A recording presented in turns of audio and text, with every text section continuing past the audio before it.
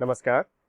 आज हम लोग बात करेंगे 11वीं कक्षा के हिंदी पाठ्यक्रम व्यवहारिक हिंदी से एक पाठ प्रतिवेदन लेखन के संबंध में। इस वीडियो में हम देखेंगे कि प्रतिवेदन क्या है, किसे कहते हैं, इसकी परिभाषा क्या हो सकती है, इसके कितने भेद हैं, इसकी लेखन शैली में क्या विशिष्टताएं हैं और कुछ एक उदाहरणों पर भी हम लोग बातें करेंगे। सबसे पहले बात करते हैं प्रतिवेदन को परिभाषित करने के संदर्भ में। प्रतिवेदन की क्या परिभाषा हो सकती है? भूत अथवा वर्तमान की किसी विशेष घटना या प्रसंग, सभा समारोह आदि के वस्तुपरक, क्रमबद्ध और संक्षिप्त विवरण को प्रतिवेदन कहते हैं। तीन बातें यहाँ ध्यान देने लायक हैं। किसी भी घटना या प्रसंग को ले लें, यदि हम उस घटना या प्रसंग के वस्तुपरक, क्रमबद्ध और संक्षिप्त विवरण को लिखते हैं तो ये प्रतिवेदन कहलाता है। दूसरे शब्दों में कहें तो एक ऐसी लिखित सामग्री जो किसी घटना, कार्य योजना, समारोह अथवा किसी विशिष्ट विषय के बारे में खास पड़ताल या अध्ययन के लिए प्रत्यक्ष देखकर या छानबीन करके तैयार की गई हो, उसको हम प्रतिवेदन या रिपोर्ट कहते हैं। यहाँ जो विशेष बातें हैं वो ये हैं कि ये जो लिखित सामग्री होगी ये किसी भी घटना, कार्य योजना, समारोह के बारे में हो सकता है या फिर किसी विशिष्ट विषय के बारे में, यदि उसको किसी खास अध्ययन के लिए चुना गया है या उससे संबंधित कोई खास पड़ताल करनी है तो उसका भी एक वस्तुपरक विवरण अगर तैयार किया जाता है जो कि उसके अध्ययन के लिए या उसके पड़ताल के लिए आगे काम दे, वो जरूरी हो, तो उसको भी हम प्रतिवेदन या रिपोर्ट कहते हैं। तो प्रतिवेदन की परिभाषा पे एक बार फिर से अगर जाएं तो हम ये कहेंगे कि किसी भी विशेष घटना, वो विशेष घटना चाहे भूतकाल में घटी हो या वर्तमान की कोई घटना हो या कोई भी प्रसंग, कहीं कोई सभा समारोह हुआ हो, कोई बैठक हुई हो, उस घटना या प्रसंग के वस्तुपरक, क्रमबद्ध और संक्षिप्त विवरण को हम प्रतिवेदन कहेंगे। ये जो प्रतिवेदन है एक लिखित सामग्री होती है जो किसी घटना या कार्य योजना या समारोह के संदर्भ में वस्तुपरक जानकारी देती है, अथवा प्रतिवेदन किसी ऐसे विशिष्ट विषय के बारे में भी हो सकता है जिसको खास पड़ताल या खास अध्ययन के लिए चुना गया हो। प्रतिवेदन को लिखने वाला हो सकता है कि उसने उसे प्रत्यक्ष रूप से देखा हो या फिर उसको जो है छानबीन करके भी ये प्रतिवेदन की रिपोर्ट तैयार की गई हो। प्रतिवेदन एक तरह का रिपोर्ट ही है। अंग्रेजी का जो शब्द रिपोर्टिंग है वो दरअसल प्रतिवेदन का ही अंग्रेजी रूपांतरण है, यानी कि दोनों एक ही है। प्रतिवेदन की कुछ विशेष बातों पर हम लोग अब चर्चा करते हैं कि प्रतिवेदन में क्या कुछ होता है और कैसे उसको लिखा जाता है। तो सबसे पहली बात जो प्रतिवेदन के संदर्भ में है वो यही है कि प्रतिवेदन में जो हम बातें लिखेंगे वो वस्तु पर परक होंगी, अर्थात मुख्य बातें ही लिखी जाएंगी। अन्यथा का विस्तार जो है, बेवजह का विस्तार उन बातों को हमको नहीं देना होता है। और प्रतिवेदन जो है वो बहुत विस्तृत नहीं होगा, संक्षिप्त होता है। प्रतिवेदन में जो घटनाक्रम का जिक्र होता है वो एक क्रम से होता है। जिस क्रम में घटनाएं घटी हैं, जिस क्रम में बातें आगे बढ़ी हैं, उसी क्रम में हम उसका जिक्र करेंगे तो प्रतिवेदन तभी कहलाएगा। उस क्रम को हम तोड़ नहीं सकते। प्रतिवेदन की भाषा कैसी हो, ये अगला प्रश्न है। तो इसके संदर्भ में बिल्कुल स्पष्ट रूप से मान लिया जाए कि प्रतिवेदन की जो भाषा है वो सरल और स्पष्ट होनी चाहिए। भाषा जो है वो ऐसी नहीं हो कि उससे किसी तरह का भ्रम पैदा हो या अस्पष्टता हो जिससे अर्थ समझने में दूसरों को परेशानी हो। इसमें चूंकि पहले भी कहा गया कि प्रतिवेदन जो है एक वस्तुपरक व्याख्या है, वस्तुपरक लेखन है, इसलिए इसमें किसी भी तरह के पक्षपात, पक्ष या विपक्ष, किसी भी तरह की व्यक्तिगत भावना या मानवीय कल्पना, जैसे साहित्य में जो कल्पना की जाती है, उसकी जगह नहीं है। यानी कि प्रतिवेदन जो है वो पक्षपात, भावना और कल्पना से रहित होता है। बिल्कुल ही जो देखा गया है, जो हुआ है, उसकी सपाट बयानी है प्रतिवेदन। इसलिए इसमें पक्षपात, भावना और कल्पना की जगह नहीं है। प्रतिवेदन की भाषा कई बार साहित्यिक या अलंकारिक लोग लिखते हैं, लेकिन ऐसा किया जाना सही नहीं है। प्रतिवेदन को साहित्यिक या अलंकारिक नहीं होना है, इसे एक सपाट बयानी की तरह रखना है, सरल और स्पष्ट रूप में रखना है। इसलिए इसकी भाषा जो है साहित्यिक या अलंकारिक नहीं हो सकती है। हाँ, प्रतिवेदन के लिए एक शीर्षक जरूरी है, साथ ही साथ प्रतिवेदन का स्थान और दिनांक ये भी जरूरी है, और प्रतिवेदक जो है उसमें अपना नाम भी देता है, ये भी उसके आवश्यक अंग है। कुछ एक प्रतिवेदन जो विशेष तौर पे अगर जांच प्रतिवेदन है तो उसमें जो प्रतिवेदन लिखने वाला होता है वो अपने लिखित प्रतिवेदन को अपने उच्च अधिकारियों को हस्तगत करता है। और कई बार कुछ विशेष अध्ययन समितियां भी जो होती हैं, कुछ आयोग होते हैं जो कोई विशेष अध्ययन से संबंधित होते हैं, वो ही प्रतिवेदन तैयार करवाते हैं और प्रतिवेदन तैयार करते हैं। लेकिन किसी भी तरह के प्रतिवेदन में जो प्रतिवेदन लिखने वाला होता है वो किसी को संबोधित करके नहीं लिखता, इसलिए इसमें किसी संबोधन का इस्तेमाल नहीं किया जाता है। हाँ, यदि प्रतिवेदन किसी समिति ने, किसी आयोग ने लिखवाया है या तैयार करवाया है या तैयार किया है, तो प्रतिवेदन के आखिरी में उस समिति के अध्यक्ष का और उसके सदस्यों का हस्ताक्षर होना जरूरी होता है। यदि प्रतिवेदन तैयार करने वाले ने मांग की है कि इसमें ये अधिकांशतया जो है वो अध्ययन समितियों द्वारा या विशेष आयोगों द्वारा जो प्रतिवेदन मांगे जाते हैं या तैयार करवाए जाते हैं उनमें सुझाव और सिफारिशों की जरूरत होती है, तो ऐसी स्थिति में प्रतिवेदन में सुझाव और सिफारिशें भी दी जाती हैं, अन्यथा प्रतिवेदन में सुझाव और सिफारिशें नहीं दी जाती। और समाचार की जो रिपोर्टिंग है, जो समाचार हम अखबारों में पढ़ते हैं, जिसको किसी संवाददाता ने वहां तक पहुंचाया होता है, तो वो जो रिपोर्टिंग है वो भी एक तरह का प्रतिवेदन ही है। प्रतिवेदन के विषय क्या हो सकते हैं? तो प्रतिवेदन जो है वो असंख्य विषयों पे लिखे जा सकते हैं, कोई निश्चित संख्या नहीं है, किसी भी विषय पे प्रतिवेदन लिखे जा सकते हैं। ये किसी भी सरकारी अथवा गैर सरकारी संस्था से संबंधित हो सकता है। ऐसा नहीं कि सिर्फ सरकारी संस्थाओं का संबंध ही प्रतिवेदन से, गैर सरकारी संस्थाएं भी किसी विशिष्ट बातों के लिए, किसी विशिष्ट जानकारी के लिए, किसी विशिष्ट घटना के बारे में प्रतिवेदन लिख सकते हैं, लिखवा सकते हैं। आमतौर पर अपने आस पड़ोस में अगर उदाहरण देखें तो विद्यालय के प्रधानाध्यापक भी अपने विद्यालय से संबंधित प्रतिवेदन मांगे जाने पे या किसी विशिष्ट परिस्थिति में स्वयं भी विभाग को भेजते हैं। पहले ही कहा कि समाचार जो है वो भी एक तरह का प्रतिवेदन है जो एक संवाददाता अपने संपादक को भेजता है।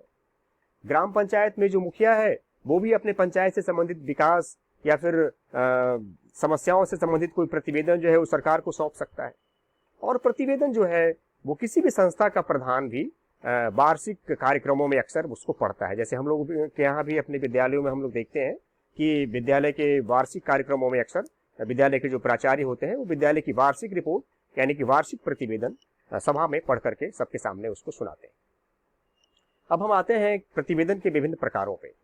प्रतिवेदन मूल तौर पे अगर हम कहें तो दो प्रकार के होते हैं, एक औपचारिक और दूसरा अनौपचारिक। जो अनौपचारिक प्रतिवेदन है वो व्यक्तिगत होता है, वो निजी तौर पे होता है। कोई व्यक्ति अपने किसी जीवन की विशिष्ट घटना के बारे में प्रतिवेदन लिख सकता है, लेकिन ये अनौपचारिक होता है और सामान्यतया ये निजी डायरी की तरह है। और हमारे अध्ययन का विषय ये प्रतिवेदन नहीं है। प्रतिवेदन जब औपचारिक रूप से हम पढ़ते हैं पाठ्यक्रमों में जो प्रतिवेदन दिया गया है तो हम वहां पर उसका अर्थ औपचारिक प्रतिवेदन से लेते हैं, जो दो तरह का होता है। औपचारिक प्रतिवेदन के खुद ही दो तरह के भेद हैं, एक है संगठनात्मक और दूसरा है विवरणात्मक। संगठनात्मक प्रतिवेदन ऐसे प्रतिवेदन हैं जो किसी संस्था, किसी समिति, किसी आयोग, किसी बैठक, किसी सभा या समारोह आदि की विभिन्न कार्य प्रणालियों से संबंधित हो। और विवरणात्मक जो प्रतिवेदन है वो किसी मेले, किसी यात्रा, किसी पिकनिक, किसी दुर्घटना या किसी सभा समारोह के विवरण से संबंधित होते हैं।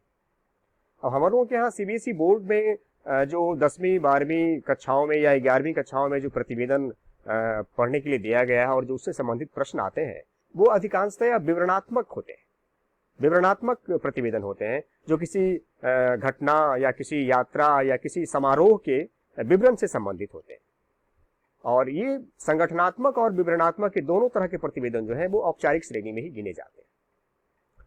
और एक ये बात पहले ही बताई जा चुकी है कि अगर जो प्रतिवेदन है वो किसी विशेष अध्ययन के लिए किया गया है, किसी विशेष जांच के लिए है, तो उसमें सुझाव और सिफारिशें भी दी जाती हैं, अन्यथा ये नहीं दी जाती। अब हम लोग कुछ प्रतिवेदनों के उदाहरण पे बात करते हैं। मैंने पहले भी कहा कि सीबीएसई बोर्ड में या 11वीं कक्षा में भी जो प्रतिवेदन पढ़ने के लिए दिया हुआ है सिलेबस में वो विवरणात्मक प्रतिवेदन है जो किसी भी घटना या किसी सभा समारोह के विवरण से संबंधित होता है।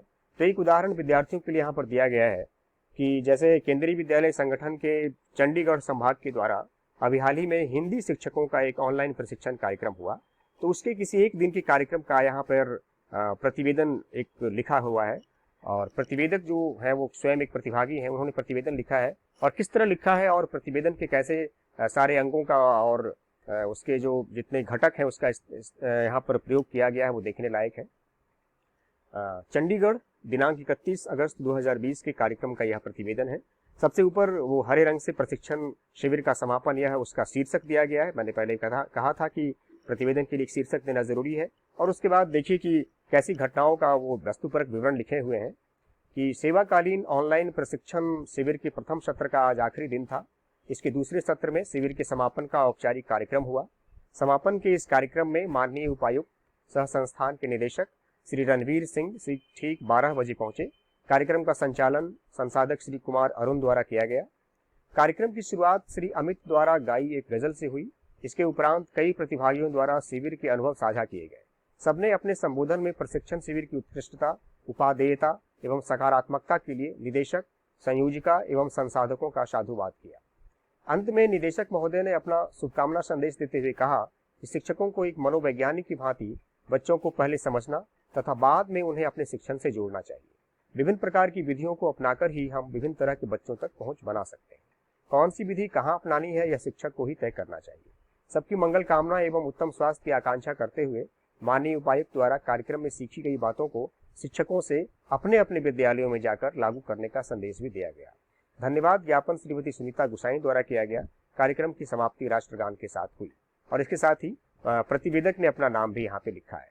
तो इस तरह से हम देखते हैं कि एक प्रतिवेदन में कैसे शीर्षक से शुरू किया जाता है और कैसे स्थान और दिनांक को भी जगह देते हुए सारी घटनाओं का क्रमवार और वस्तुपरक विवरण लिखा जाता है और अंत में प्रतिवेदक जो है वो अपना नाम भी लिखता है। हमने पहले कहा था कि समाचार भी जो है, समाचार की जो रिपोर्ट है वो भी एक प्रतिवेदन है। समाचार प्रतिवेदन उसको हम कह सकते हैं। तो एक उदाहरण वहां से लिया गया है। हरे रंग से यहाँ पर उस प्रतिवेदन का शीर्षक दिया गया है, कोरोना के चलते दुनिया के 1 अरब बच्चे हुए शिक्षा से दूर। रिपोर्ट में आगे है, प्रतिवेदन में आगे लिखा है कि कोरोना महामारी के बीच स्कूलों के बंद होने के चलते बच्चों की शिक्षा को भारी नुकसान हुआ है। दुनिया के करीब 1 अरब बच्चों की शिक्षा तक पहुंच संभव नहीं हो पा रही है। घर पर इंटरनेट की सुविधा ना होने के चलते 40 करोड़ से अधिक बच्चे ऑनलाइन पढ़ाई नहीं कर पा रहे हैं। इतना ही नहीं, करीब 34.70 करोड़ बच्चों को स्कूलों के बंद होने से पौष्टिक खाना नहीं मिल पा रहा है। परिवारों के पास खाना नहीं होने से सबसे कम उम्र के बच्चे सबसे अधिक प्रभावित होते हैं। ऐसे में अगले 6 महीने में 5 साल से कम उम्र के 10.20 लाख से अधिक बच्चों के कुपोषण से काल के गाल में समा जाने का अनुमान है। बच्चों की बुरी स्थिति पर यह खुलासा fair share for children preventing the loss of a generation to कोविड-19 नाम की एक रिपोर्ट से हुआ है, जिसे laureates and leaders for children summit में पेश किया गया। समिट का आयोजन कैलाश सत्यार्थी चिल्ड्रन फाउंडेशन द्वारा किया जा रहा है। रिपोर्ट में कोरोना महामारी में बच्चों की स्थिति पर और भी कई चौंकाने वाले तथ्य उजागर हुए हैं, जिससे पता चलता है कि बाल अधिकारों को काफी अधिक नुकसान पहुंचा है। इसके मुताबिक बच्चों की टीकाकरण योजनाओं के बाधित होने से 1 वर्ष या उससे कम उम्र के 8 करोड़ बच्चों में बीमारी का खतरा बढ़ गया है। गरीब परिवार की आय बंद होने से उनके बच्चों का स्कूल जाना बंद हुआ है, जिससे वे बाल श्रम, गुलामी, दुर्व्यापार और बाल विवाह करने को मजबूर हुए हैं। जहां लॉकडाउन में कमी आई है, वहां बाल श्रमिकों को फिर से काम पर वापस लाया जा रहा है। भारत में भी यह खतरा मंडरा रहा है। लाइव हिंदुस्तान टीम, नई दिल्ली से पंकज विजय, 3 सितंबर। तो यहाँ भी हम देखते हैं कि प्रतिवेदन लिखने में शीर्षक का इस्तेमाल किया गया है, रिपोर्ट का एक वस्तुपरक अध्ययन यहाँ पर दिया गया है और स्थान, दिनांक का जिक्र किया गया है और प्रतिवेदक ने अपना नाम भी लिखा है। तो इस तरह से ये 2 उदाहरण हैं जो प्रतिवेदन के हैं। मुझे लगता है कि अब प्रतिवेदन जो है की जो अवधारणा है वो आप लोगों को स्पष्ट हो गई होगी। धन्यवाद।